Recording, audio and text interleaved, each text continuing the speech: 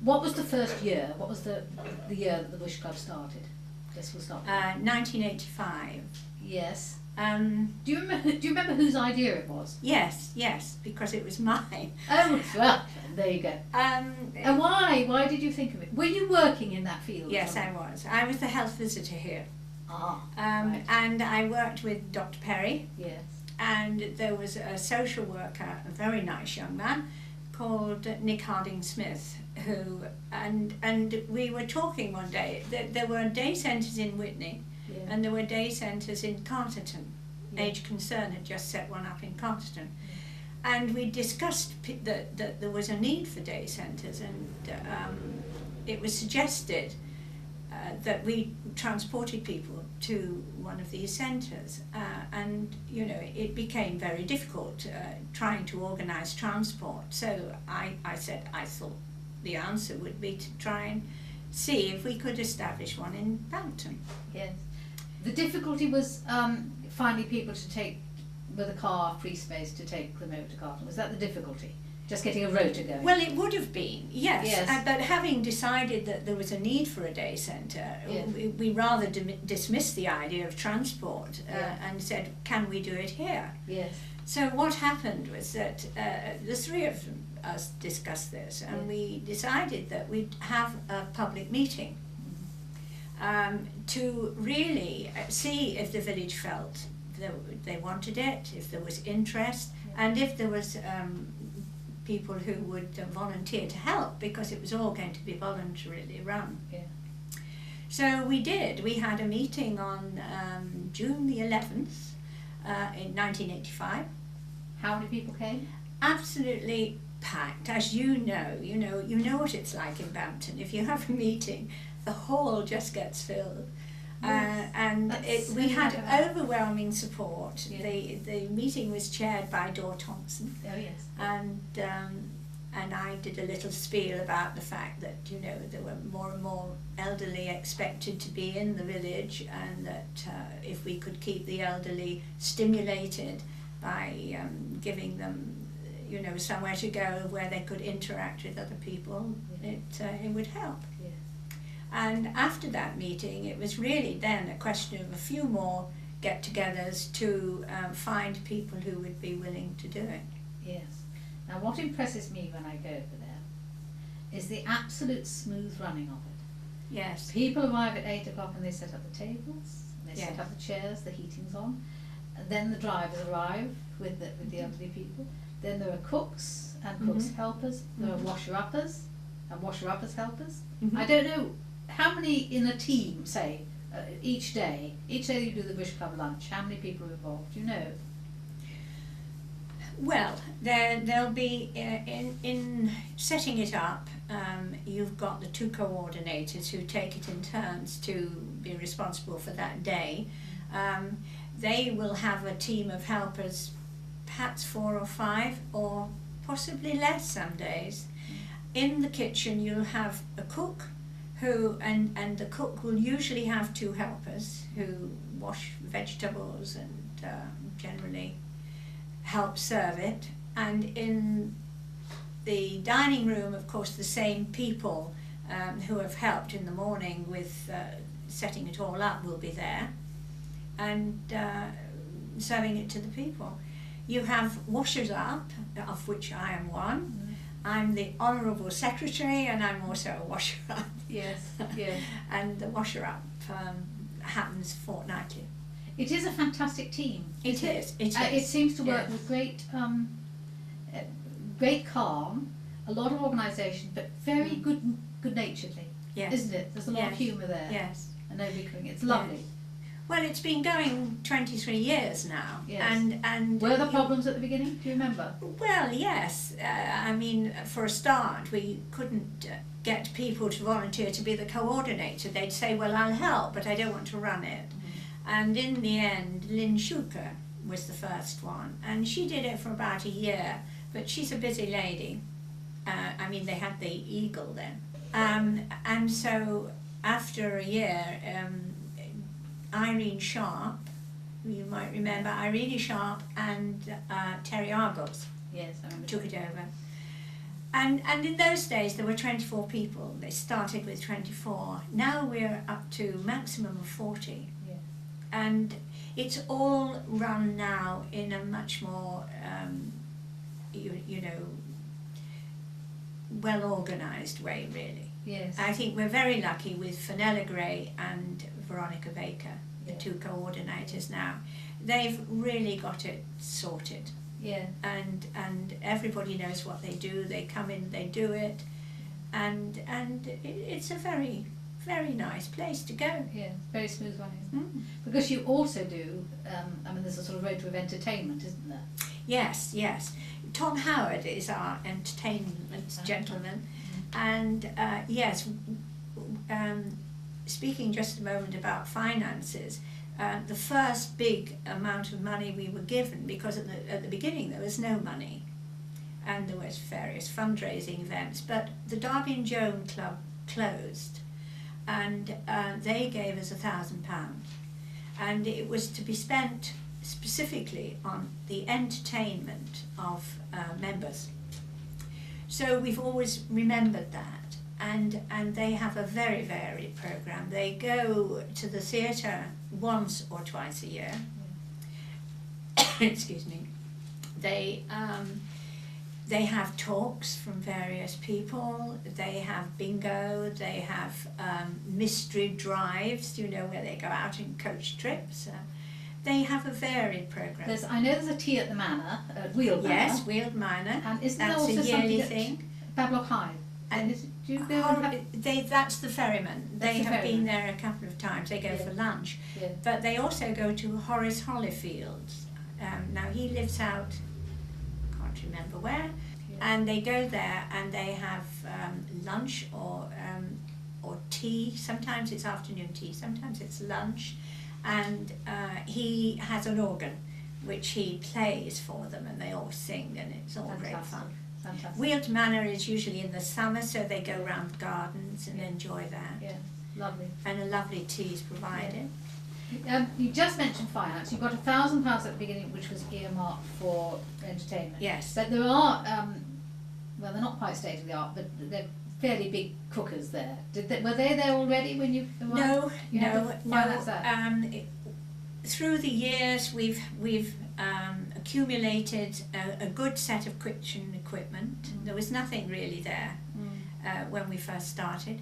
Funnily enough, I don't know if people will remember, but when we started, the actual dining room we used was in the other Horsa building, the one that is the old one that's Slightly derelict now. Yeah. We used to go across there for the Yeah. dining room, but then we got all the chairs. You see, they've been a big expense really, Yeah. because How we did now you raise money? Just fundraising events, or is it the bits and pieces that the old people pay? They pay £2, Yes. and for that they get morning coffee, they get lunch, a 2-course hot lunch, and afternoon cup of tea, and we also fundraise once a year with a coffee morning, which brings in about £500–600. It's Yeah. amazing really Yeah. how much. We get a grant from Oxfordshire County Council for running the building and the bus centre. Yeah. And you get people like the Bampton Welfare Trust who help us. We've had grants from the Spotlight Club, the RAF Club. You know, they are extremely good. Yeah.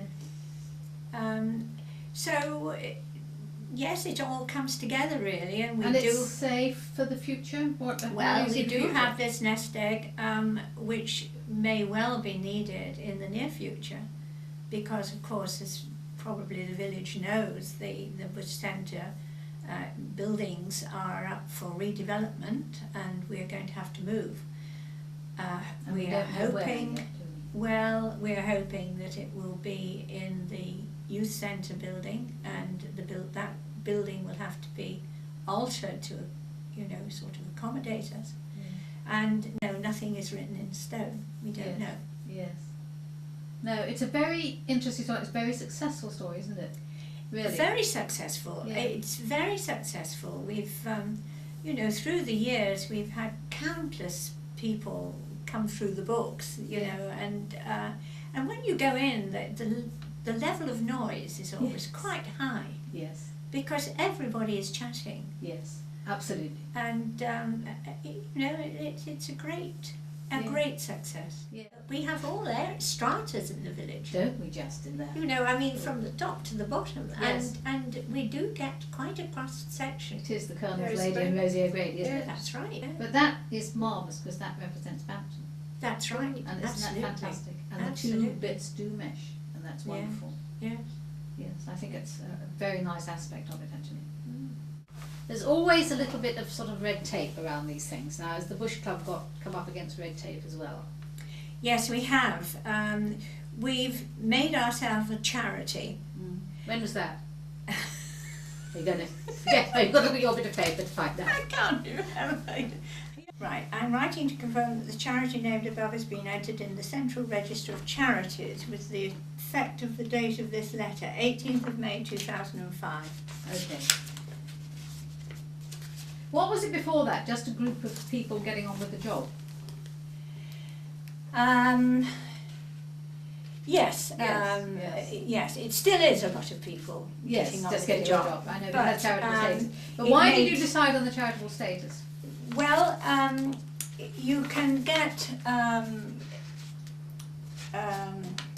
what do you call it? Tax incentives if Oh, you're a yes. charity. You don't pay VAT on things. Yes, okay. Actually, the list of things you don't pay VAT on is quite small, Oh, and hasn't been an awful lot of help. yes. But we did register ourselves as a charity, and of course we do have charitable. Status. Yes, we you know, we qualify quite easily as a charity. Yes. The other thing we had to do, we became a limited company, a charitable company limited by guarantee. We became a charity, yes, in 05. But we decided that as the legal position was that as trustees of the Bush Centre, Yes. and the trustees were Rosemary Colville, chairman, Peter House at the time, who was treasurer, and myself as secretary, we were could be made liable if anybody sued us.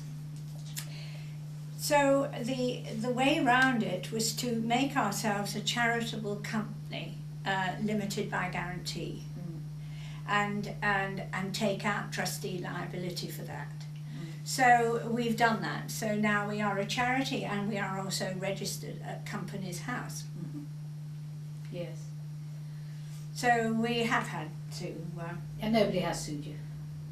Sorry? And nobody has sued you. Nobody has sued us, no. No, But jolly at good. least my house is safe now. Yes, absolutely. Do you have to have a criminal check to work at the Bush Club? Yes, if you're working with the elderly, you have to have this criminal form,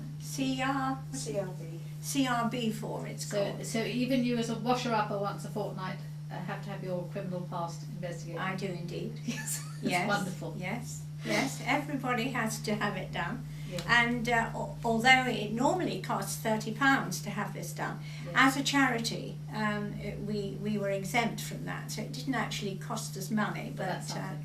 and they're very securely kept, those forms, I have to say.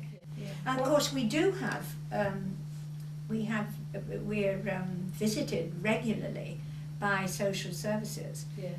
to confirm that all these things are happening, and they help us have to go on courses, you know, handling and lifting and hygiene in the kitchen, all these courses they have to go on. Do you think, going back to, was it 1985, 85. if you had the same regulations and rules then, that you would have contemplated doing it?